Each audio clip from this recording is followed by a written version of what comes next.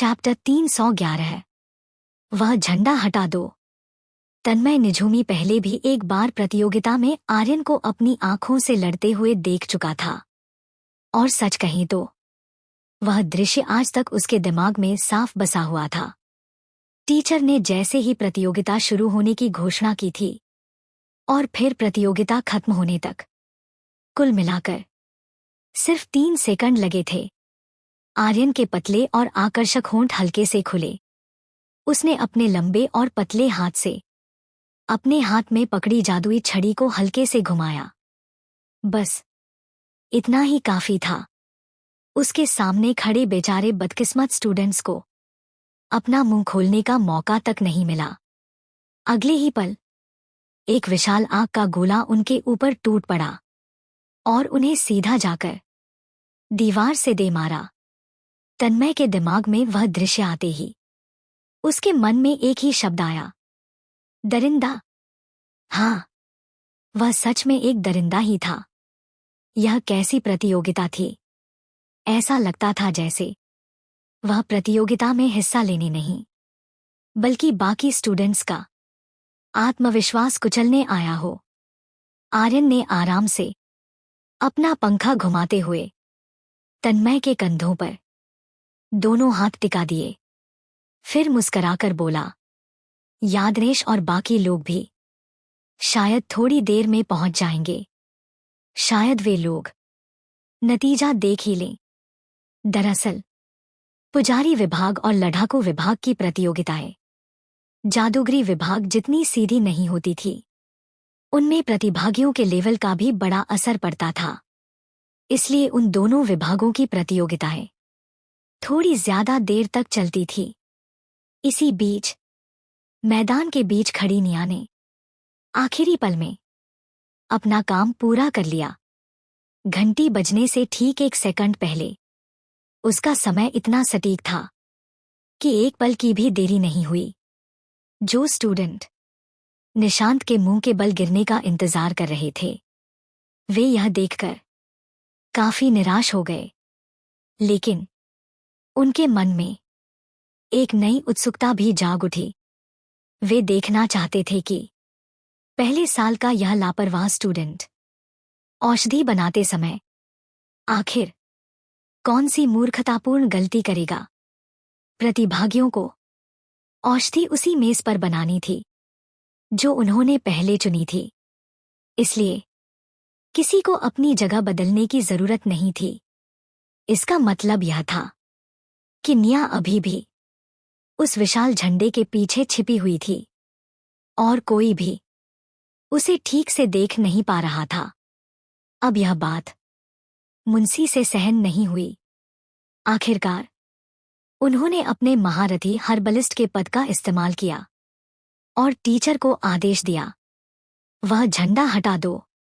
कुछ ही क्षणों में निशांत की मेज पूरा मैदान देख सकता था। सबकी निगाहें एक साथ उसकी मेज पर टिक गईं। मेज पर सब कुछ बेहद साफ और व्यवस्थित था। उपकरण इतने साफ थे कि उन पर धूल का एक कण भी नहीं था। अगर कुछ देर पहले सबने निया को झुके हुए सिर के साथ काम करते नहीं देखा होता, तो शायद उन्हें लगता कि उसने अभी तक कोई उपकरण इस्तेमाल ही नहीं किया। यानी सबकी कल्पना और असलियत में जमीन आसमान का फर्क था। मेज पर कई तरह की प्रोसेस की हुई जड़ी बूटियां रखी थी। छोटे छोटे पाउडर के ढेर एकदम करीने से सजे हुए थे। साथ ही कुछ बोतलों में चमकती हुई औषधीय तरल भरा था, जो धूप में हल्की चमक बिखेर रहा था। लेकिन सबसे चौंकाने वाली बात यह थी कि निया की मेज पर कम से कम 40 अलग अलग जड़ी बूटियां मौजूद थी। यह कैसे हो सकता है? मुंशी की आंखें एकदम फैल गईं। उनके चेहरे पर खुला हुआ आश्चर्य साफ दिखाई दे रहा था। 40 जड़ी बूटियां? क्या वह सच में हाई लेवल औषधि बनाने जा रही थी? यह तो मजाक था। मुंशी की मुट्ठी धीरे धीरे कस गई, क्योंकि जिन औषधियों में 40 से ज्यादा जड़ी बूटियां लगती थी वे सभी हाई लेवल श्रेणी में आती थी, जबकि मिड लेवल औषधि में अधिकतम 39 जड़ी बूटियां ही लगती थी। मुंशी ने गहरी सांस ली। वह अपने भीतर उठ रहे झटके को दबाने की कोशिश कर रहे थे, लेकिन अगले ही पल उनका चेहरा धीरे धीरे गंभीर हो गया। असंभव, उन्होंने मन ही मन बुदबुदाया। चाहे वह लड़का कितना भी प्रतिभाशाली क्यों न हो, इतनी कम उम्र में हाई लेवल औषधि बनाना संभव नहीं था। अगर कोई 13 साल की उम्र में ऐसा कर सकता तो वह इंसान नहीं, राक्षस होता। यहां तक कि करण जी जैसे प्रतिभाशाली व्यक्ति भी अपनी पहली हाई लेवल औषधि 20 साल की उम्र में ही बना पाए थे। और जहां तक मुंशी का सवाल था, उन्होंने खुद 28 साल की उम्र में जाकर पहली हाई लेवल औषधि बनाई थी। हालांकि मिड लेवल और हाई लेवल औषधि के बीच सिर्फ एक स्तर का फर्क था, लेकिन असलियत में उन दोनों के बीच एक असीम गहरी खाई थी। फिर भी निया की मेज पर सजी उन 40 जड़ी बूटियों को देखकर हर किसी के दिल में एक ही सवाल उठ रहा था, क्या यह लड़का सच में कोई असंभव काम करने वाला है, या फिर अगले ही पल उसकी सारी तैयारी एक भयानक गलती में बदलने वाली है। आगे इस कहानी में क्या होगा जानने के लिए बने रहे मेरे साथ और पढ़िए मेरी इस दिलचस्प कहानी को। और अच्छे अच्छे कमेंट्स करना, ज्यादा से ज्यादा शेयर भी, और पसंद आए तो स्टिकर जरूर भेजना। चैप्टर 312। तीसरा चरण शुरू। लेकिन इस बार मुंशी ही अकेले नहीं थे जिन्होंने यह बात नोटिस की। दर्शक दीर्घा में बैठे स्टूडेंट्स ने भी। जैसे ही निया की मेज पर रखी जड़ी बूटियों की संख्या देखी, उनके मुंह हैरानी से खुले के खुले रह गए। क्या वह लड़का हाई लेवल औषधि बनाने वाला है? किसी ने लगभग चीखते हुए कहा। और बस यह सोचते ही पूरे दर्शक समूह में हलचल मच गई। जब से रंगून साम्राज्य की स्थापना हुई थी, तब से लेकर आज तक 20 साल की उम्र से पहले कोई भी व्यक्ति हाई लेवल हर्बलिस्ट के स्तर तक नहीं पहुंचा था। हां, 16 या 17 साल की उम्र में मिड लेवल हर्बलिस्ट बन जाना शौर्य एकेडमी में कोई बड़ी बात नहीं थी, लेकिन हर कोई यह अच्छी तरह जानता था कि मिड लेवल और हाई लेवल के बीच कितना विशाल अंतर होता है। और अब 13 साल का एक लड़का 40 से भी ज्यादा जड़ी बूटियां उठा लाया था। क्या वह सच में हाई लेवल औषधि बनाने जा रहा था? हे भगवान, क्या दुनिया सच में पागल हो गई है? किसी स्टूडेंट ने सिर पकड़ते हुए कहा। कुछ ही क्षणों में पूरा प्रतियोगिता मैदान एक अजीब खामोशी में डूब गया। बाकी प्रतिभागी सिर्फ निशांत की पीठ देख पा रहे थे। उन्हें समझ ही नहीं आ रहा था कि दर्शकों की तरफ से इतनी अजीब प्रतिक्रिया क्यों आ रही है। शुरा ने हल्का सा भौहें सिकोड़ लीं। उसने भीड़ में मुंशी को ढूंढने की कोशिश की, और जैसे ही उसकी नजर मुंशी के चेहरे पर पड़ी, उसका दिल एक पल के लिए धक से रह गया, क्योंकि मुंशी का चेहरा अजीब तरह से गंभीर और काला पड़ गया था। उधर सबके मन में उठी हैरानी अभी शांत भी नहीं हुई थी कि तभी टीचर की आवाज मैदान में गूंज उठी। अगला चरण शुरू। प्रतिभागियों को अपने सारे संदेह किनारे रखकर फिर से अपने काम पर ध्यान देना पड़ा। और उसी समय निया ने भी हरकत शुरू की, लेकिन उसका तरीका बाकी सभी से बिल्कुल अलग था। उसने सबसे पहले अपने सामने 2 क्रिस्टल की बोतलें रखीं। फिर उसने 2 अलग-अलग तरल जड़ी बूटियां अपने दोनों हाथों में उठाईं और उन्हें अलग-अलग बोतलों में डाल दिया।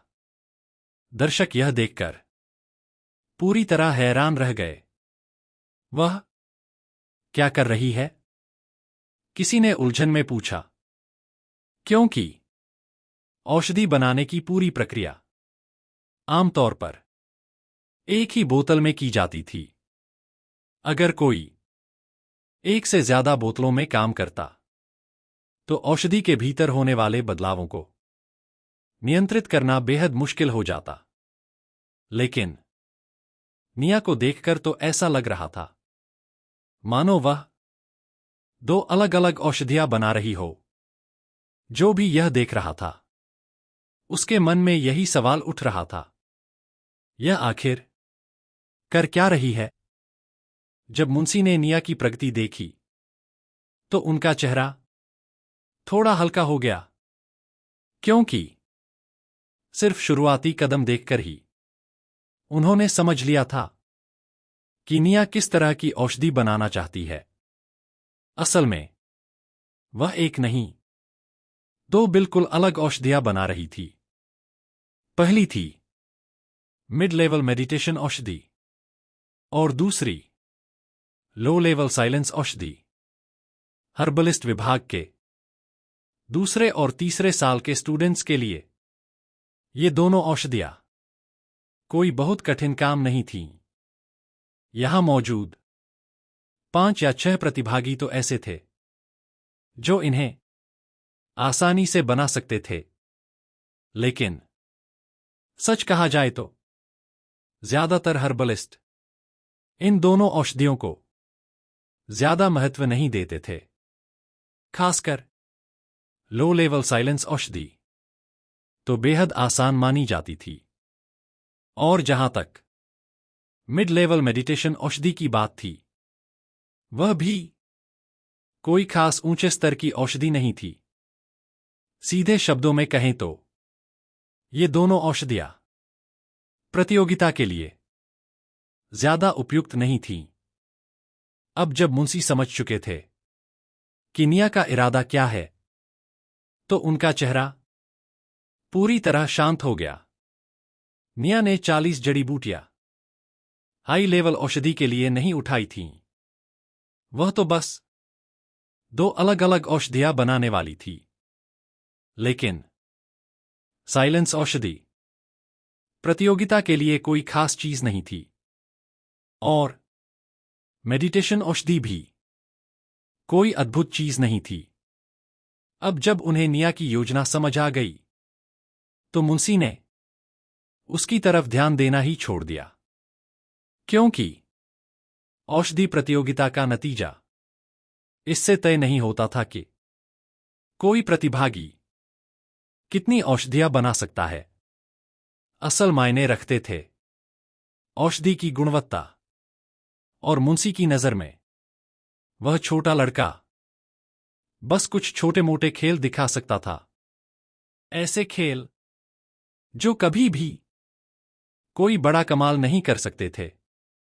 लेकिन मुंशी यह नहीं जानते थे कि निया की असली चाल अभी शुरू ही हुई है। और जब उसकी दोनों बोतलों का असली रहस्य सामने आएगा, तब शायद पूरे मैदान की सोच ही उलट कर रह जाएगी।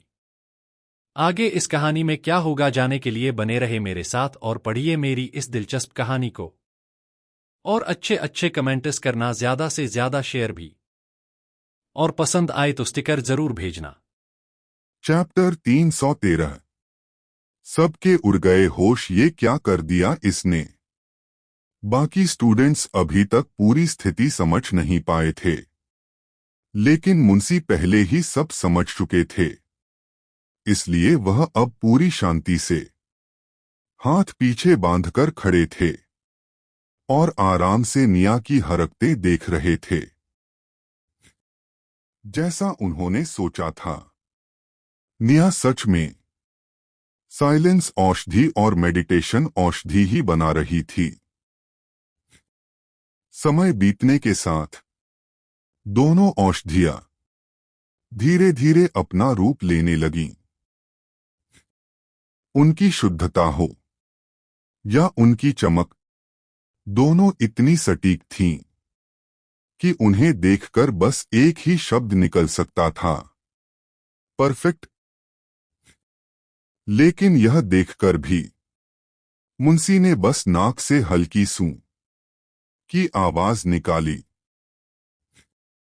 किसी आम इंसान को शायद यह देखकर लगे कि निशांत की कला बहुत अच्छी है,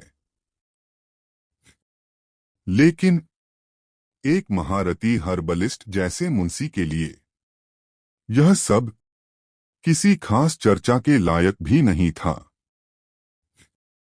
उधर जैसे जैसे दोनों औषधियां अंतिम रूप ले रही थीं, दर्शकों में बैठे कुछ तेज नजर वाले स्टूडेंट्स ने भी आखिरकार पहचान लिया, अरे यह तो साइलेंस औषधि और मेडिटेशन औषधि है। एक स्टूडेंट ने होंठ टेढ़े करते हुए कहा, मैं तो समझा था कि वह हाई लेवल औषधि बनाने वाला है। लगता है मैंने उसे कुछ ज्यादा ही समझ लिया था। दूसरा हंस पड़ा, क्या उसे लगता है कि एक अतिरिक्त औषधि बना लेने से वह जीत जाएगा?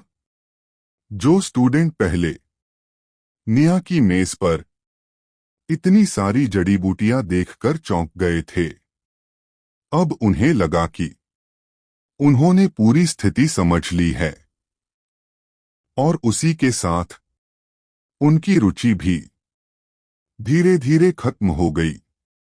दर्शक दीर्घा में खड़े तन्मय निझूमी के कानों में ये ताने साफ सुनाई दे रहे थे। उसकी भौहें तुरंत सिकुड़ गईं, मुट्ठी कस गई। वह लगभग उन लोगों पर झपट पड़ने ही वाला था, तभी पास खड़े आर्यन ने हाथ बढ़ाकर उसे रोक लिया। आर्यन ने हल्की मुस्कान के साथ कहा, तुम हमेशा उसकी रक्षा नहीं कर सकते।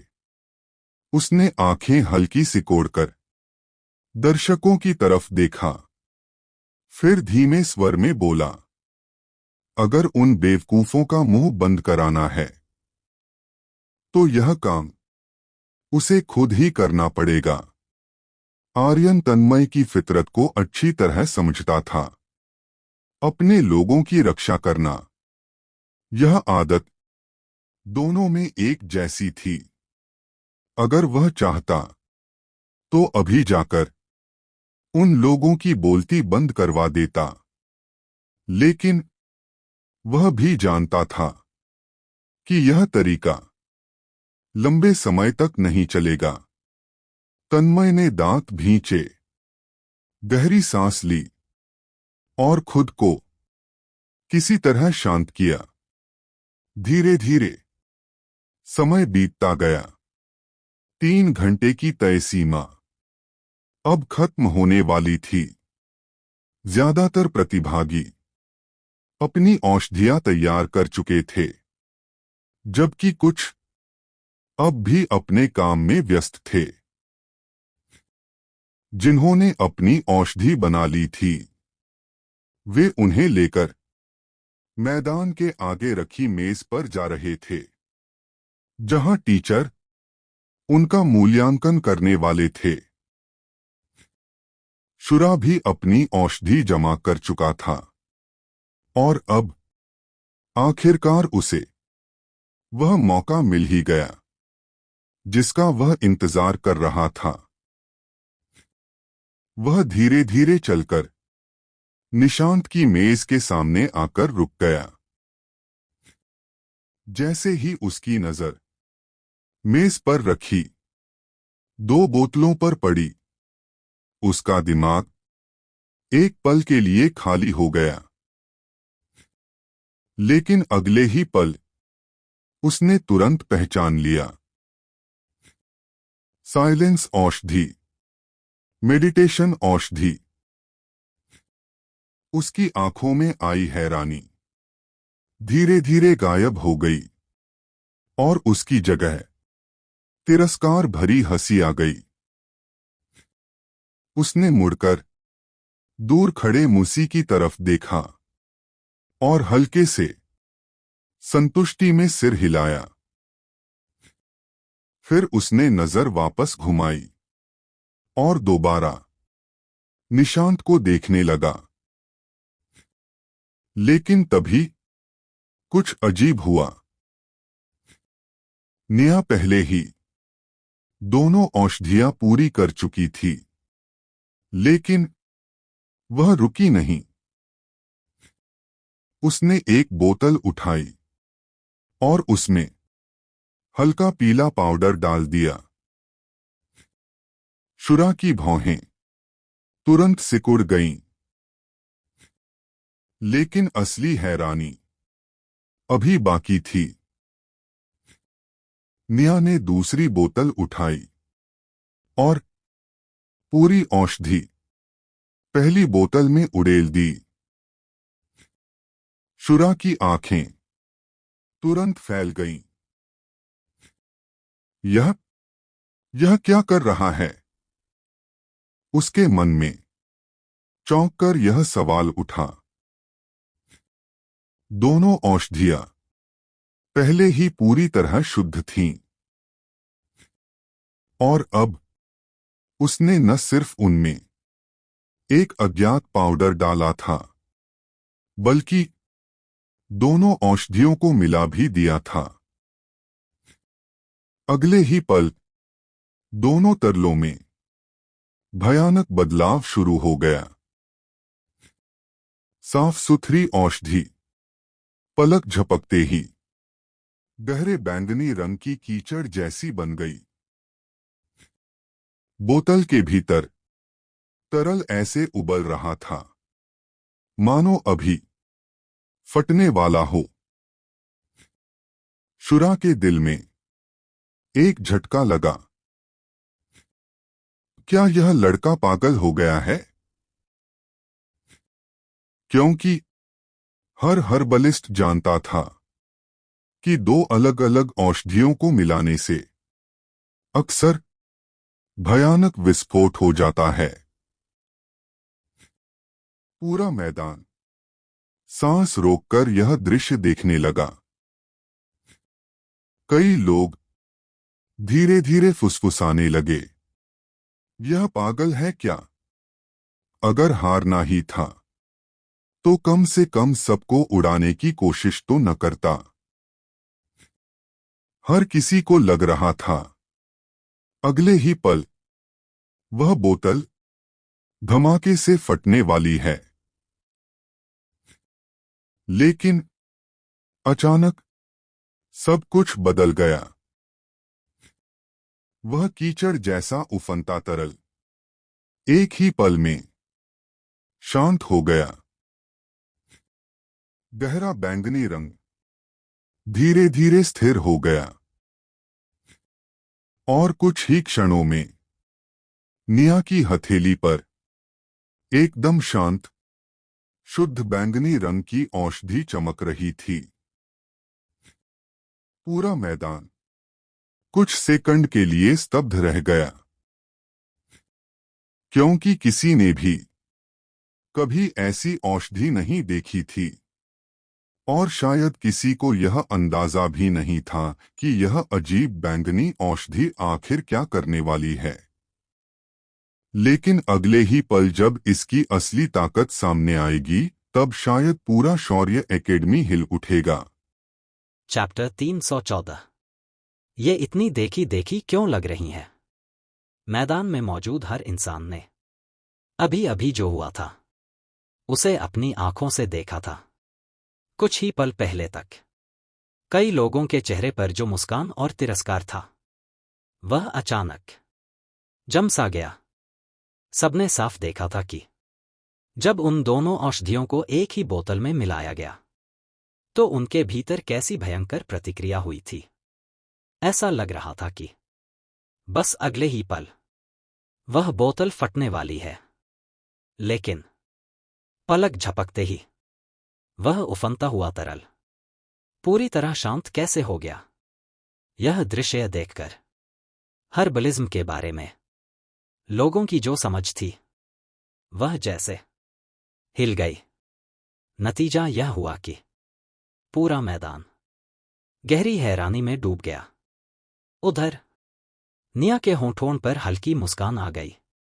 यह पहली बार था जब उसने पूरी औषधि अकेले अपने दम पर तैयार की थी, और वह भी करण जी के बताए तरीके को एक एक कदम बिल्कुल सही तरीके से अपनाकर।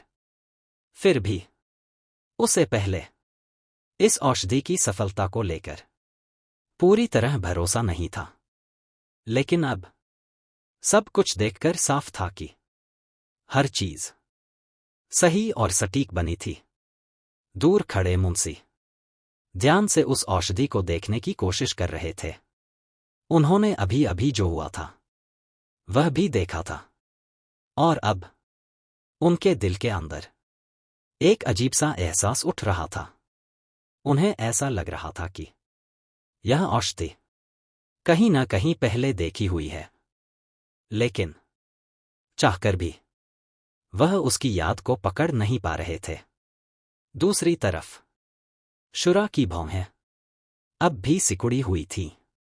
उसे समझ ही नहीं आ रहा था कि निशांत ने अभी क्या किया है, और उसके हाथ में जो अजीब सी औषधि थी उसके बारे में भी उसे कोई जानकारी नहीं थी। लेकिन कुछ ही क्षण बाद उसके चेहरे पर फिर से आराम लौट आया। उसने मन ही मन सोचा, हो सकता है औषधि फटी नहीं हो, लेकिन इसका मतलब यह नहीं कि सब ठीक है, क्योंकि उसने कभी ऐसी अजीब फॉर्मूला वाली औषधि के बारे में नहीं सुना था। संभव है कि बोतल में जो चीज है वह औषधि ही न हो, बल्कि एक नाकाम प्रयोग हो। शुरा ने नाक से हल्की आवाज निकाली, फिर बुदबुदाया, बस थोड़ा सा धुआं उड़ाने की कोशिश कर रहा है। उधर निया ने वह बैंगनी औषधि हाथ में उठाई और चेहरे पर हल्की मुस्कान लिए आगे बढ़ी। वह सीधे टीचरों की मेज तक गई और औषधि को धीरे से मेज पर रख दिया। फिर 2 कदम पीछे हटकर शांत भाव से खड़ी हो गई। उसने दोनों हाथ सीने पर बांध लिए और आसपास खड़े लोगों के अलग अलग चेहरे देखने लगी, क्योंकि एक बात साफ थी, निया ने औषधि निर्धारित समय के अंदर पूरी कर ली थी। इसलिए कोई भी इस बात पर सवाल नहीं उठा सकता था। टीचरों ने एक दूसरे की तरफ देखा। उनके चेहरों पर अजीब सी झिझक थी। कुछ पल की चुप्पी के बाद उन्होंने प्रतियोगिता में बनी 10 औषधियों का मूल्यांकन शुरू किया। औषधियों को जिस क्रम में मेज पर रखा गया था उसी क्रम में उनकी जांच होने लगी। ज्यादातर प्रतिभागियों ने मिड लेवल औषधि बनाई थी, लेकिन उनकी शुद्धता संतोषजनक नहीं थी। तीसरे साल के स्टूडेंट्स का प्रदर्शन थोड़ा बेहतर था, क्योंकि दूसरे साल के स्टूडेंट्स ने मिड लेवल औषधियों का अध्ययन अभी कम समय से ही किया था। इसलिए उनकी औषधियों की शुद्धता ज्यादा ऊंची नहीं थी। इन सब में सबसे अच्छा परिणाम 84% शुद्धता का था, लेकिन यह भी परफेक्ट औषधि से काफी दूर था।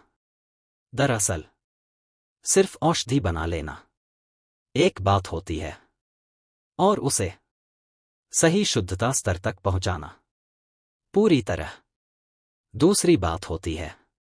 भले ही अधूरी शुद्धता वाली औषधि कुछ असर दिखा सकती है, लेकिन उसकी ताकत काफी बदल जाती है। औषधि का मूल्य सिर्फ उसके लेवल से नहीं, बल्कि उसकी शुद्धता से भी तय होता है। अगर किसी औषधि की शुद्धता 50% से कम हो तो उसे असफल औषधि माना जाता है। सिर्फ वही औषधि असली औषधि कहलाती है जिसकी शुद्धता 50% से ज्यादा हो।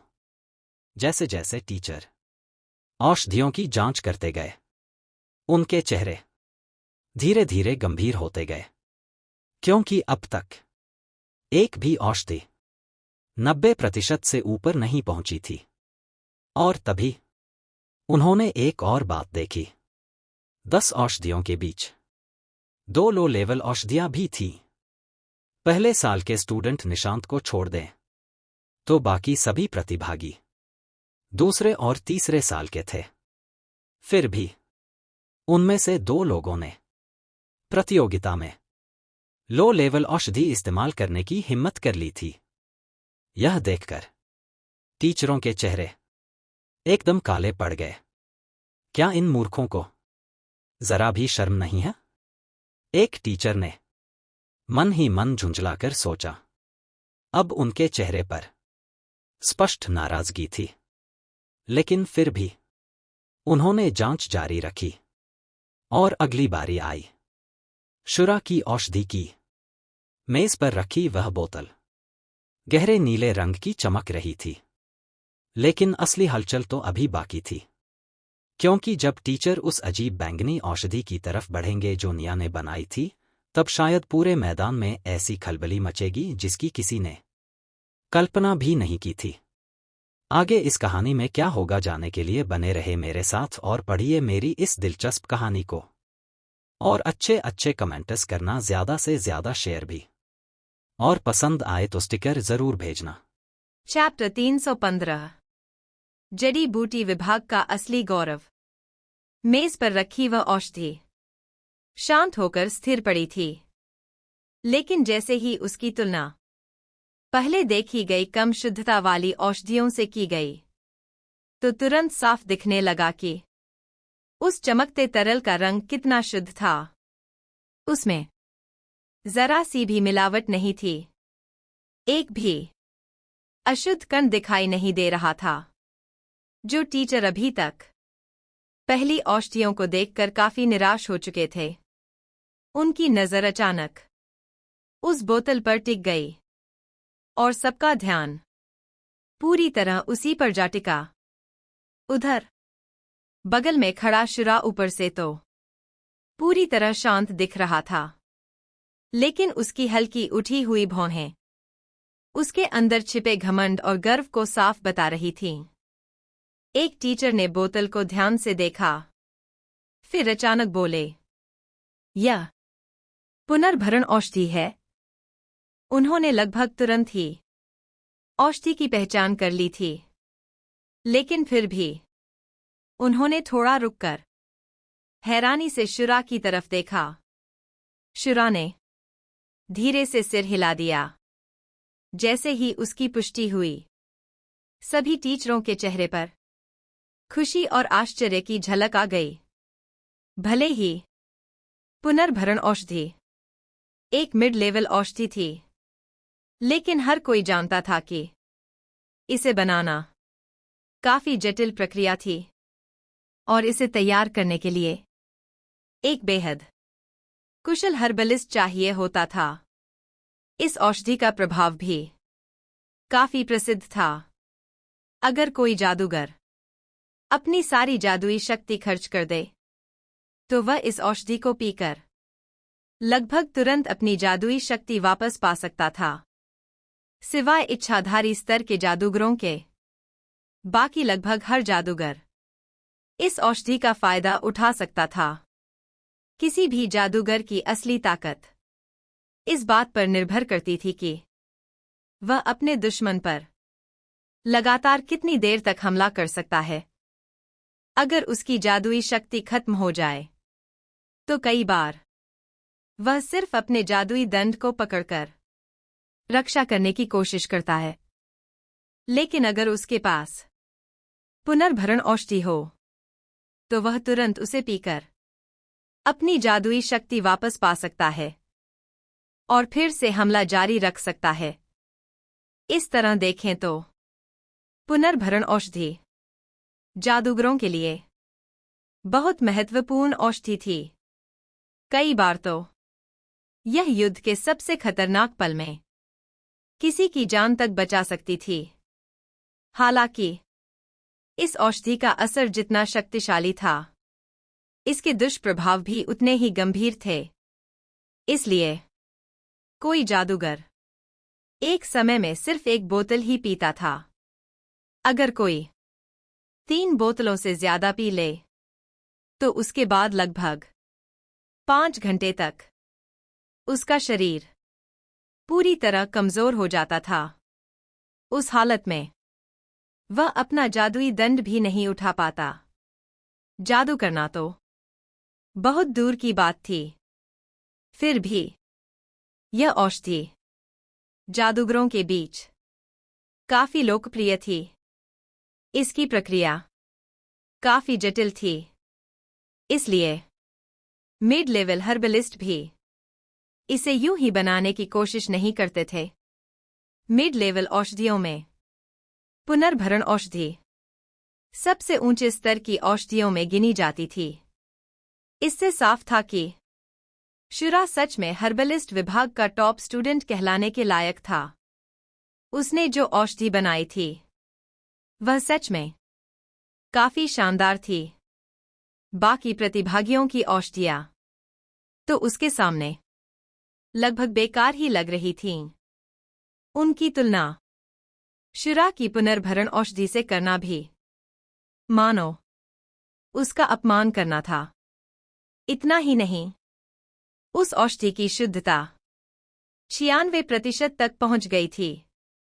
यह लगभग पूर्णता के बराबर था। टीचर अब शुरा को देखकर साफ साफ प्रशंसा और गर्व महसूस कर रहे थे। असल में शौर्य एकेडमी में हर्बलिस्ट विभाग सबसे मजबूत विभाग नहीं था। यह सम्मान तो जादूगरी विभाग के पास था और पिछले कुछ सालों से तीसरे साल के स्टूडेंट्स में कोई खास प्रतिभाशाली छात्र भी नहीं आया था। इस वजह से हर्बलिस्ट विभाग के टीचर काफी समय से परेशान थे। भले ही उनके विभाग में कुछ महारती हर्बलिस्ट मौजूद थे, लेकिन फिर भी वे दूसरे विभागों से पूरी तरह मुकाबला नहीं कर पाते थे। यह बात टीचरों को अंदर ही अंदर काफी खलती थी। लेकिन अब जब उनके विभाग में शुरा जैसा प्रतिभाशाली स्टूडेंट था, तो शायद भविष्य अलग हो सकता था। उसकी अब तक की प्रगति देखकर तीसरे साल के स्टूडेंट भी उसकी बराबरी नहीं कर सकते थे। तो फिर साधारण दूसरे साल के स्टूडेंट्स उसके सामने कैसे टिकते? टीचर अब हर्बलिज्म में उसकी प्रतिभा पर गर्व महसूस कर रहे थे और साथ ही वे उसके उज्ज्वल भविष्य की कल्पना भी करने लगे। लेकिन टीचर अभी यह नहीं जानते थे कि असली हैरानी अभी बाकी है, क्योंकि जब उनकी नजर निया की उस रहस्यमयी बैंगनी औषधि पर टिकेगी, तब शायद पूरे मैदान में फिर से ऐसा सन्नाटा छा जाएगा जैसा अभी तक किसी ने महसूस नहीं किया था। आगे इस कहानी में क्या होगा जानने के लिए बने रहे मेरे साथ और पढ़िए मेरी इस दिलचस्प कहानी को। और अच्छे कमेंट्स करना, ज्यादा से ज्यादा शेयर भी, और पसंद आए तो स्टिकर जरूर भेजना। चैप्टर 316 96% की शुद्धता। कौन है इससे बनाने वाला? वो बात कम थी कि इसके अलावा शुरा तो मुंशी जी का शिष्य था, इसलिए उसके सामने एक उज्जवल भविष्य पहले से ही खुला पड़ा था। टीचर शुरा की प्रतिभा देखकर सच में हैरान थे। वे बार बार उसकी पुनर्भरण औषधि को उठाकर देखते, जैसे हर बार देखने पर उन्हें और यकीन हो रहा हो कि ये सच है। जब दर्शकों को पता चला कि शुरा ने पुनर्भरण औषधि बनाई है, तो पूरा मैदान हैरानी से गूंज उठा। कई स्टूडेंट्स तो आपस में फुसफुसाने लगे, अरे ये तो बहुत मुश्किल औषधि है, हम तो ऐसी औषधि बनाने की सोच भी नहीं सकते। किसी ने सिर हिलाकर कहा।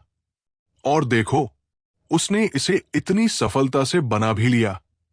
उधर दूर खड़े मूसी जी संतोष से शुरा को देख रहे थे। भले ही उनके चेहरे पर मुस्कान नहीं थी, लेकिन उनकी आंखों में अपने शिष्य की सफलता पर स्पष्ट गर्व दिखाई दे रहा था। असल में शुरा में हर्बलिज्म की प्रतिभा काफी अच्छी थी। अगर ऐसा नहीं होता तो मूसी जी उसे अपना सहायक कभी नहीं बनाते। अभी उसकी उम्र सिर्फ 18 साल थी, लेकिन मूसी जी को पूरा भरोसा था कि अगले 10 साल के भीतर शुरा एडवांस हर्बलिस्ट के स्तर को छू लेगा। जब मूसी जी खुद एडवांस हर्बलिस्ट बने थे, तब उनकी उम्र 28 साल थी। लेकिन अगर सब कुछ ऐसे ही चला तो शुरा उससे भी पहले रंगून साम्राज्य का एक प्रभावशाली हर्बलिस्ट बन सकता था। अगर शुरा को सिर्फ अपनी मेहनत और प्रतिभा पर ही निर्भर रहना पड़ता, तो शायद उसे एडवांस हर्बलिस्ट बनने में 15 से 20 साल लग जाते। लेकिन जब उसके पीछे महारथी हर्बलिस्ट मूसी जी जैसे गुरु थे, तो जाहिर था उसकी राह में कई भटकाव कम हो जाएंगे। यही तो फायदा होता है जब किसी के पास एक महान गुरु हो। मूसी जी के होठों पर हल्की तिरछी मुस्कान उभरी। उन्हें अचानक उस बदतमीज लड़के की याद आ गई जिसने उनके प्रस्ताव को ठुकरा दिया था। उन्होंने मन ही मन सोचा, उसे समझ ही नहीं था कि उसके लिए क्या अच्छा है। अगर करण जी अचानक उसे अपना शिष्य न बना लेते, तो शायद आज उसे समझ आता कि एक महारथी हर्बलिस्ट का प्रस्ताव ठुकराना कितनी बड़ी मूर्खता थी। उधर जैसे ही टीचरों ने पुनर्भरण औषधि देखी, उनके मन में लगभग तय हो गया था कि इस प्रतियोगिता का विजेता शुरा ही होगा। उन्हें यह उम्मीद ही नहीं थी कि बाकी औषधियों में से कोई उसकी औषधि के बराबर भी आ पाएगी। इसलिए जब वे बाकी औषधियों की जांच कर रहे थे, तो उनका रवैया काफी साधारण और ढीला हो गया था। जाहिर था उनमें से कोई भी औषधि शुरा की औषधि के पास भी नहीं पहुंच पा रही थी। कुछ ही देर बाद टीचरों ने पहली 9 बोतलों की जांच पूरी कर ली और अब वे धीरे धीरे चलते हुए उस आखिरी बोतल के सामने आकर रुक गए। वो थी निया की बैंगनी रंग की औषधि। एक टीचर ने औषधि पर नजर डाली, फिर उन्होंने पास खड़े निशांत की तरफ देखा। उन्हें पहले ही तन्मय, निझुमी और शुरा के बीच लगी शर्त के बारे में पता चल चुका था, लेकिन उन्हें यह समझ नहीं आ रहा था कि तन्मय आखिर इतना पागल कैसे हो गया कि उसने अपनी सारी उम्मीदें इस छोटे से लड़के पर लगा दी। आखिर निशांत तो सिर्फ पहले साल का स्टूडेंट था। टीचर अच्छी तरह जानते थे कि पहले साल के स्टूडेंट्स किस तरह की पढ़ाई करते हैं। संभव है कि उसे अभी तक मिड लेवल औषधि बनाने का मौका भी न मिला हो। इसी वजह से उस टीचर ने बस औपचारिकता में एक नजर उस औषधि पर डाली। बाकी टीचरों ने भी वैसा ही किया। वे तो पहले से ही तैयार थे कि उसे लो लेवल औषधि मानकर उसके अनुसार अंक दे दिए जाए। लेकिन अगले ही पल उनके चेहरे पर भ्रम छा गया, क्योंकि उनमें से कोई भी उस औषधि को पहचान ही नहीं पाया। यह सच था कि उन्होंने निया को पूरी प्रक्रिया करते हुए देखा था, लेकिन फिर भी वे इस निष्कर्ष पर नहीं पहुंच पा रहे थे। तर्क के हिसाब से वो एक नाकाम प्रयोग होना चाहिए था, लेकिन बोतल से उठती खुशबू अजीब नहीं थी, बल्कि वो एकदम साफ और परिष्कृत सुगंध थी। नाकाम औषधि में जो तीखी और अजीब गंध होती है, वो इसमें जरा भी नहीं थी। और सिर्फ यही नहीं, उसका रंग भी किसी असफल औषधि जैसा बिल्कुल नहीं लग रहा था। वो औषधि इतनी साफ और शुद्ध थी कि कोई भी टीचर उसे असफल औषधि कहने की हिम्मत नहीं कर पा रहा था। लेकिन अगर वो असफल औषधि नहीं थी, तो फिर आखिर ये कौन सी औषधि थी? टीचर एक दूसरे की तरफ देखने लगे और पूरे मैदान में धीरे धीरे फिर से सन्नाटा फैलने लगा, क्योंकि अगले ही पल जब इस रहस्यमयी बैंगनी औषधि की असली पहचान सामने आएगी, तो शायद पूरा शौर्य एकेडमी दंग रह जाएगा। आगे इस कहानी में क्या होगा जानने के लिए बने रहे मेरे साथ और पढ़िए मेरी इस दिलचस्प कहानी को। और अच्छे अच्छे कमेंट्स करना, ज्यादा से ज्यादा शेयर भी, और पसंद आए तो स्टिकर जरूर भेजना। चैप्टर 317। मुंशी जी आए निया की दवा देखने।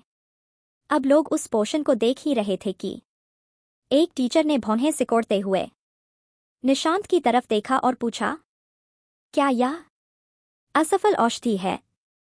निया हल्के से मुस्कुराई। उसने धीरे से सिर हिला दिया। नहीं, यह पूरी तरह तैयार औषधि है।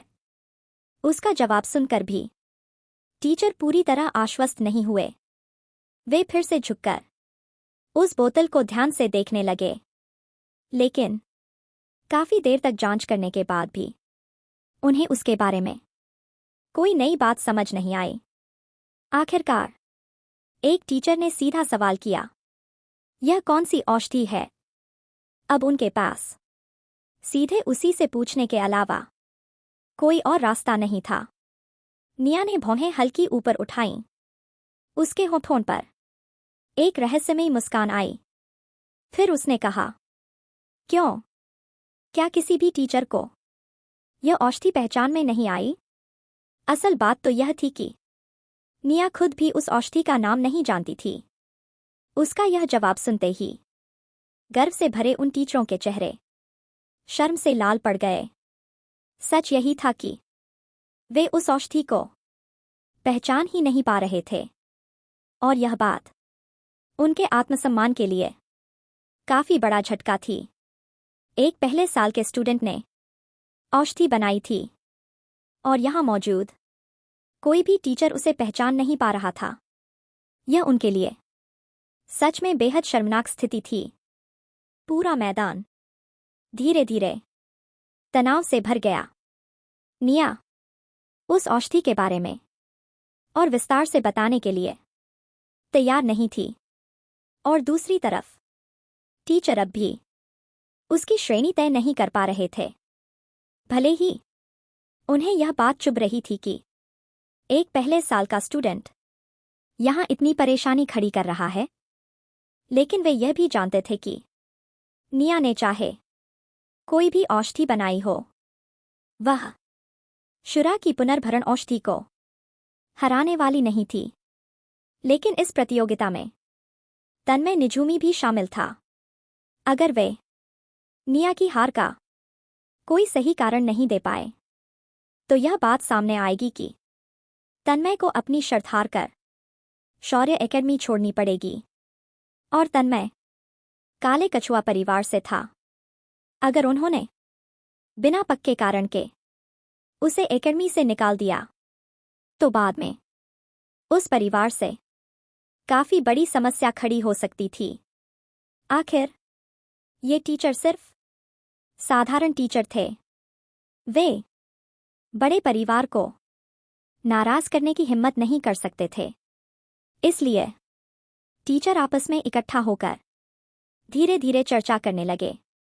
वे ऐसा समाधान ढूंढना चाहते थे जिससे प्रतियोगिता भी निष्पक्ष और सही दिखे। लेकिन काफी देर तक कोई नतीजा नहीं निकला। उधर दर्शक भी लंबे इंतजार से बेचैन होने लगे। कई लोग गर्दन उठाकर मैदान के अंदर झांकने लगे। क्या हुआ? वे लोग निशांत की औषधि नहीं देख रहे क्या? इतनी देर से कोई खबर क्यों नहीं आ रही? किसी ने कंधे उचकाकर कहा, मुझे क्या पता। लगता है टीचर उसकी औषधि पहचान ही नहीं पा रहे। दूसरा स्टूडेंट बोला, क्या वह सच में औषधि है भी? मैंने तो उसे पहले प्रक्रिया के दौरान अजीब अजीब हरकतें करते देखा था। मुझे तो लगा था कि वह असफल औषधि है। तीसरा स्टूडेंट तुरंत बोला, अगर असफल होती तो टीचर इतने हिचकिचाते क्यों? अब कई स्टूडेंट्स सच में उत्सुक हो गए थे। आखिर एक पहले साल के स्टूडेंट की औषधि टीचरों को इतनी मुश्किल में डाल दे, यह बात साधारण नहीं थी। दूर खड़े आर्यन ने आंखें सिकोड़कर तन्मय निझूमी की तरफ देखा, फिर पूछा, क्या तुमने कभी वह औषधि देखी है जो निया ने बनाई है? तन्मय ने सिर हिलाया, नहीं। फिर उसने थोड़ा सोचकर कहा, जब से वह करण जी से सीखने लगी है तब से मुझे भी समझ नहीं आता कि वह कौन कौन सी औषधियां पढ़ रही है। आर्यन ने अपनी ठुड्डी सहलाई, लेकिन उसने और कोई सवाल नहीं किया। उधर काफी चर्चा के बाद टीचरों ने आखिर एक फैसला कर लिया।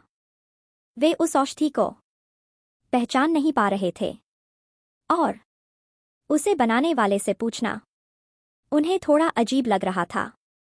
इसलिए उन्होंने तय किया कि आज मैदान में मौजूद महारथी हर्बलिस्ट मुंशी जी से इस बारे में राय ली जाए। उन्होंने विनम्रता से मुंशी जी को आमंत्रित किया कि वे खुद आकर निया की बनाई औषधि की जांच करें। असल में टीचर भी कम चालाक नहीं थे। उन्हें पता था कि जो भी फैसला वे लेंगे उसे तन्मय को समझाना आसान नहीं होगा। इसलिए उन्होंने यह पूरी समस्या सीधे मुंशी जी के ऊपर डाल दी। आखिर एक महारथी हर्बलिस्ट की राय के सामने किसी को भी शिकायत करने का मौका नहीं मिलेगा। जैसे ही मुंशी जी को बुलाया गया, उन्होंने जरा भी देर नहीं की। वे धीरे धीरे चलते हुए सीधे मैदान के बीचों बीच आ गए और उसी पल पूरा मैदान सांस रोके खड़ा रह गया, क्योंकि अगर मुंशी जी ने उस बैंगनी औषधि की असली पहचान बता दी तो शायद इस प्रतियोगिता का नतीजा ही पलट सकता था। आगे इस कहानी में क्या होगा जानने के लिए बने रहे मेरे साथ और पढ़िए मेरी इस दिलचस्प कहानी को। और अच्छे अच्छे कमेंट्स करना, ज्यादा से ज्यादा शेयर भी। चैप्टर 318 नकली मौत का तरल। मुंशी जी भी ये देखना चाहते थे कि आखिर उस रहस्यमयी छोटे लड़के ने कौन सी औषधि तैयार की है। जब निया ने देखा कि टीचरों ने मुंशी जी को मैदान के बीच बुला लिया है, तो उसके होंठों पर एक हल्की छिपी हुई मुस्कान आ गई। उसने मन ही मन सोचा, अगर मुंशी जी भी इस औषधि को पहचान नहीं पाए तो लोगों के बीच एक महारथी हर्बलिस्ट के रूप में उनकी प्रतिष्ठा का खूब मजाक बनेगा। वैसे भी निया को बस एक काम करना था, चुप रहना, ताकि कोई भी उससे उस औषधि के बारे में ज्यादा सवाल न पूछ सके। उधर मुंशी जी धीरे धीरे चलते हुए उस मेज की तरफ बढ़े जहां सारी औषधियां रखी थीं। जैसे ही वे पास से गुजरे, सभी प्रतिभागी सीधे खड़े हो गए। उनके चेहरे पर सम्मान का भाव था। शुरा तो और भी आगे बढ़कर सम्मान से सिर झुकाते हुए मुंशी जी के पास जाकर खड़ा हो गया। लेकिन एक इंसान ऐसा था जिसका व्यवहार सबसे अलग था। निया, वह आराम से खड़ी थी। उसके दोनों हाथ सीने पर क्रॉस किए हुए थे। चेहरे पर हल्की, मुश्किल से दिखने वाली मुस्कान थी। उसके पूरे रवैये में जरा भी सम्मान नहीं था। वह क्यों सम्मान दिखाती? उसका तो पहले ही उस तंगदिल बूढ़े आदमी से झगड़ा हो चुका था और वह अच्छी तरह जानती थी, अगर वह अभी झुककर सम्मान भी दिखाए तो भी उसे उस बूढ़े का स्नेह नहीं मिलने वाला। तो फिर बेकार का नाटक क्यों करे? मुंशी जी ने निया की तरफ एक नजर डाली, फिर नाक से हल्की सी हूं की आवाज निकाली। गमवार लड़का, उन्होंने मन ही मन सोचा। निया ने भी एक पल के लिए उनकी तरफ देखा, फिर शांत भाव से नजर हटा ली। उसने मन ही मन कहा, असभ्य बूढ़ा। जब टीचरों ने उस बूढ़े और उस छोटे स्टूडेंट के बीच ये अजीब सा तनाव देखा तो उनके माथे पर ठंडा पसीना आ गया। उन्हें ऐसा लग रहा था मानो ये दोनों पहले से ही एक दूसरे को जानते हों, और जैसे ही दोनों आमने सामने आए मानो बिजली और बादल टकरा गए हों। एक टीचर ने जल्दी से स्थिति संभालने की कोशिश की। महारथी हर्बलिस्ट मुंशी जी, कृपया। मुंशी जी ने हल्की अनिच्छा के साथ निया की औषधि की तरफ कदम बढ़ाए। उन्होंने पहले उसे तिरस्कार भरी नजर से देखा, फिर क्रिस्टल की बोतल उठाई और उसे अपनी नाक के पास ले जाकर सूंघा। एक हल्की औषधीय खुशबू उनकी नाक में समा गई। वह खुशबू कुछ अजीब सी थी। न तो वह दूसरी औषधियों की तरह तेज थी, नहीं उसमें कोई खास अलग गंध थी। बस एक हल्की सी खुशबू थी जो जैसे होकर भी नहीं थी, मानो वह इंसान की सूंघने की शक्ति को हल्के हल्के छेड़ रही हो। उस एहसास को शब्दों में बताना मुश्किल था, लेकिन जैसे ही मुंशी जी ने उस खुशबू को गहराई से महसूस किया, उनका पूरा शरीर अचानक कठोर हो गया। उनकी आंखें एकदम फैल गई। ये खुशबू, उन्हें वो खुशबू याद आ गई। कुछ महीने पहले करण जी ने उन्हें अपने कमरे में बुलाया था किसी चर्चा के लिए, और उस समय उन्होंने उसी तरह की अजीब खुशबू महसूस की थी। तब उन्हें उस खुशबू पर जिज्ञासा हुई थी, इसलिए उन्होंने करण जी से पूछ लिया था, ये कैसी गंध है? तब करण जी ने बताया था कि यह एक नई मिड लेवल औषधि है जो उन्होंने खुद बनाई है। ये सुनकर मुंशी जी को काफी अजीब लगा था। आखिर एक महामहिम हर्बलिस्ट बनने वाला खुद को नीचे गिराकर मिड लेवल औषधि क्यों बनाएगा? लेकिन जब करण जी ने उस औषधि का फॉर्मूला और उसके प्रभाव बताए तो मुंशी जी जैसे बिजली गिरने से जगह पर ही जम गए थे। करण जी ने उस औषधि का नाम रखा था नकली मृत्यु तरल।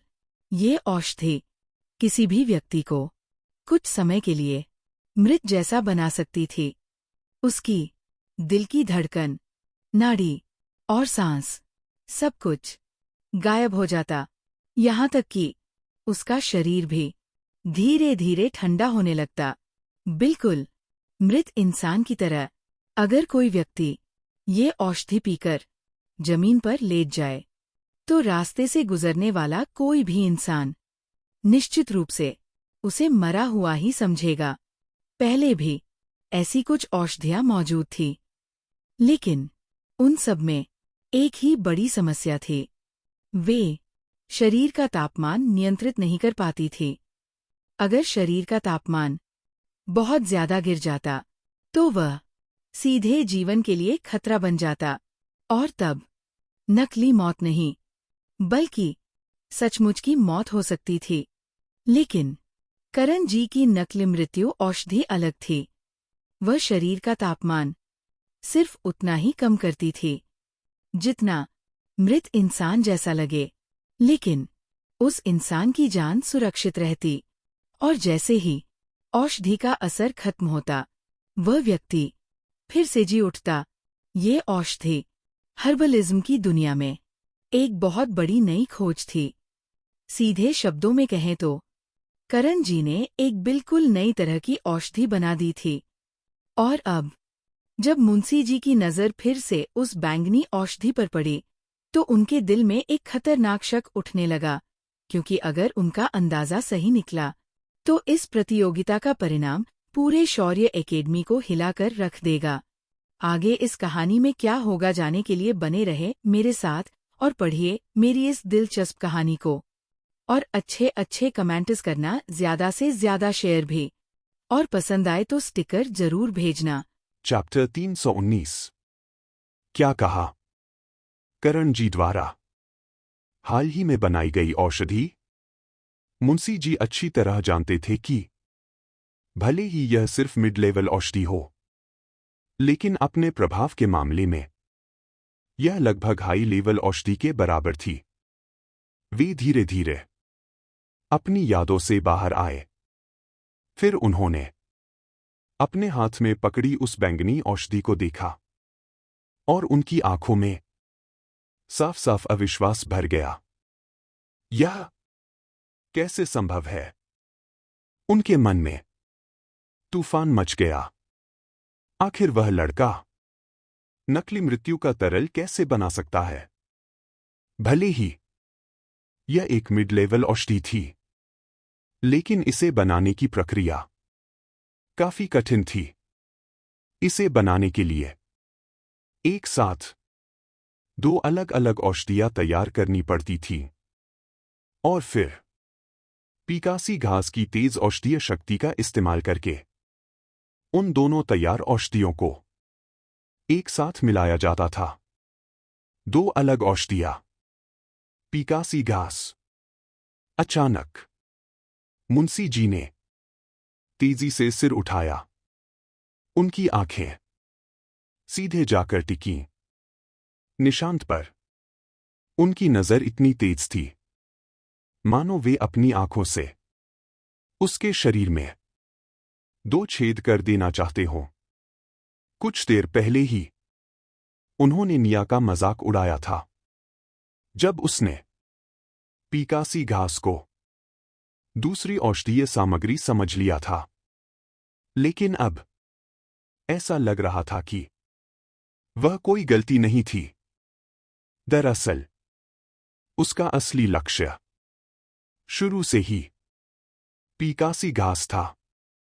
और फिर मुंशी जी ने खुद अपनी आंखों से देखा था कि उसने 2 अलग अलग औषधियां बनाई थीं। इन सारी बातों को जोड़कर अब उनके पास विश्वास करने के अलावा कोई रास्ता नहीं बचा था। निशांत ने जो औषधि बनाई थी वह सच में नकली मृत्यु तरल ही थी। एक 13 साल का बदबूदार लड़का जो अभी 1 साल भी एकेडमी में नहीं रहा, उसने यह औषधि बना दी। यह बात सुनने में भी लगभग अविश्वसनीय थी। असल में 2 औषधियां बनाना इतना मुश्किल नहीं था, लेकिन हर औषधि में जड़ी बूटियों की मात्रा एकदम सटीक होनी चाहिए थी। यही नकली मृत्यु तरल का सबसे कठिन हिस्सा था। अगर मात्रा में जरा सी भी गलती हो जाए तो पूरी औषधि नाकाम हो जाती। लेकिन मुंशी जी के हाथ में जो औषधि थी उसका रंग इतना शुद्ध था कि वह लगभग वैसी ही दिख रही थी जैसी उन्होंने करण जी के पास देखी थी। मुंशी जी ने गहरी सांस ली। फिर उन्होंने तेज नजरों से निशांत को घूरा। यह शैतानी लड़का आखिर आया कहां से? उन्होंने मन ही मन सोचा। आखिर उसने करण जी की नई बनाई औषधि को इतनी पूर्णता से कैसे दोहरा दिया? उन्हें अच्छी तरह याद था कि यह लड़का तो बस 1 हफ्ते के लिए ही पुस्तकालय गया था। यानी सिर्फ 1 हफ्ते में उसने ऐसी टॉप मिड लेवल औषधि सीख ली जो लगभग हाई लेवल के बराबर थी।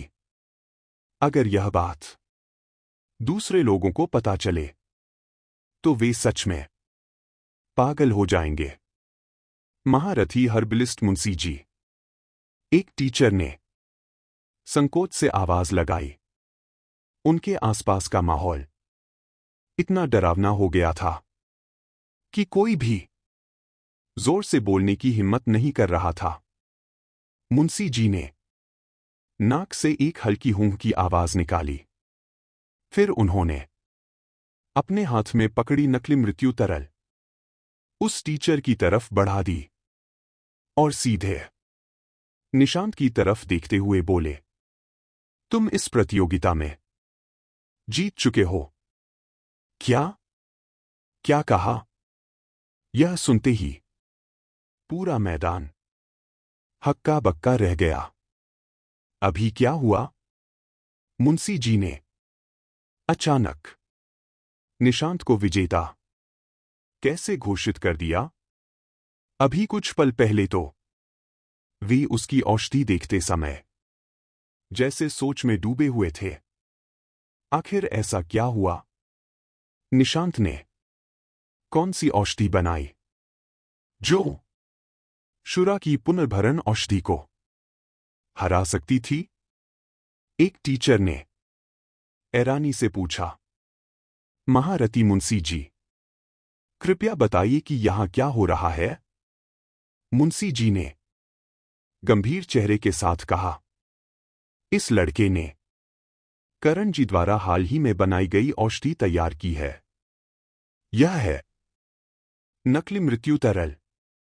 यह टॉप मिड लेवल औषधि है जो हाई लेवल से सिर्फ एक कदम नीचे है।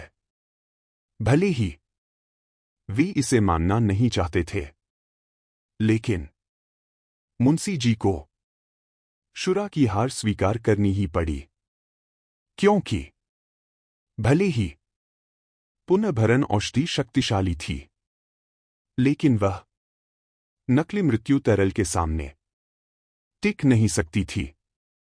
क्या कहा? एक टीचर की आवाज हैरानी से ऊंची हो गई। करण जी द्वारा हाल ही में बनाई गई औषधि? करण जी का दर्जा क्या था? यह तो सब जानते थे। फिर यह कैसे संभव है कि एक पहले साल का स्टूडेंट करण जी की नई बनाई औषधि बनाना जानता हो? और उसी पल पूरे मैदान में खलबली मच गई, क्योंकि अब हर किसी के मन में एक ही सवाल उठ रहा था। आखिर यह रहस्यमयी लड़का निशांत सच में है कौन?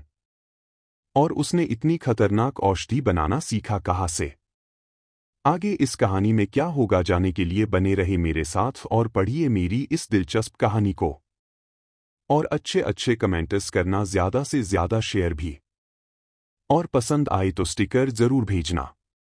चैप्टर 320। आखिर निशांत का करण जी से क्या संबंध है? और वो बात सुनकर जब सभी लोगों की नजर निशांत पर पड़ी, तो उनके चेहरों पर साफ साफ डर और हैरानी दिखाई दे रही थी। एक तरफ था रंगून साम्राज्य का सबसे प्रभावशाली हर्बलिस्ट, और दूसरी तरफ हर्बलिस्ट विभाग का एक बिल्कुल अनजान पहले साल का स्टूडेंट। इन दोनों की हैसियत आसमान और जमीन की तरह एक दूसरे से बिल्कुल अलग थी, लेकिन एक बोतल नकली मौत का तरल इन दोनों को जोड़ रही थी। टीचरों के दिमाग में अनायास ही उस औषधि को करण जी से जोड़ने का विचार आया, लेकिन वे समझ नहीं पा रहे थे कि आखिर एक पहले साल का स्टूडेंट करण जी की नई बनाई औषधि के बारे में कैसे जान सकता है। कहीं ऐसा तो नहीं? एक डरावना ख्याल धीरे धीरे टीचरों के दिमाग में उभरा, और उसी पल वे सब जैसे अपनी जगह पर ही जम गए। उधर शुरा का चेहरा भी मुंशी जी की बात सुनकर एकदम सफेद पड़ गया था। शायद बाकी लोग निशांत और करण जी के बीच कोई संबंध न जोड़ पाए हों, लेकिन शुरा उस दिन मौजूद था जब करण जी ने निशांत को अपना सहायक बनाया था। तो यह बिल्कुल संभव था कि करण जी ने उसे नकली मौत का तरल बनाना सिखा दिया हो। यह सोचते ही शुरा का दिल और भी भारी हो गया। भले ही उसे मुंशी जी का मार्गदर्शन मिला था, लेकिन वह करण जी के सामने कैसे तुलना कर सकता था? क्या सच में वह छोटा सा लड़का उसे हरा देगा। मैदान का माहौल अब बेहद अजीब और भारी हो गया था, लेकिन दर्शकों की नजर एक पल के लिए भी इस दृश्य से नहीं हट रही थी। जब मुंशी जी ने निशांत की जीत की घोषणा की तो लगभग हर इंसान स्तब्ध रह गया। यह अभी क्या हुआ? कैसे एक पहले साल के स्टूडेंट की औषधि शुरा की पुनर्भरण औषधि से ज्यादा शक्तिशाली हो सकती है? लेकिन जब मुंशी जी ने करण जी का नाम लिया तो पूरा मैदान जैसे पागल हो गया। एक पहले साल के स्टूडेंट ने करण जी द्वारा बनाई गई नई औषधि बना दी। यह आखिर कैसे संभव था? आखिर करण जी, वो करण जी थे रंगून साम्राज्य के हर हर्बलिस्ट के लिए वो एक आदर्श थे। उनकी बराबरी कोई भी नहीं कर सकता था। भीड़ में से किसी ने हैरानी से कहा, आखिर निशांत का करण जी से क्या संबंध है? सब लोग इन संभावनाओं को सोचकर पूरी तरह सुन्न हो गए थे। कई लोगों को तो अपने ही कानों पर यकीन नहीं हो रहा था।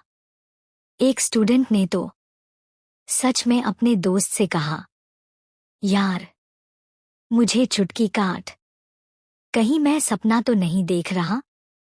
उधर जो पहले साल के स्टूडेंट अब तक चुपचाप रहते थे, वे भी पूरी तरह हिल गए थे। उनमें से एक स्टूडेंट ने मुश्किल से थूक निगला। फिर उसने अनजाने में लकी शिंदे की आस्तीन पकड़ ली। उसकी आवाज सूखी और भारी हो गई थी। लकी शिंदे, यह क्या हो रहा है? निशांत, उसने आखिर करण जी की नई औषधि बनाना कैसे सीख लिया?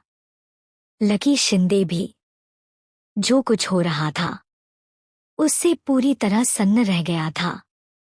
उसे पता था कि उसका छोटा रूममेट जड़ी बूटी के मामले में बहुत प्रतिभाशाली है, लेकिन उसने कभी नहीं सोचा था कि निशांत का संबंध करण जी से भी होगा।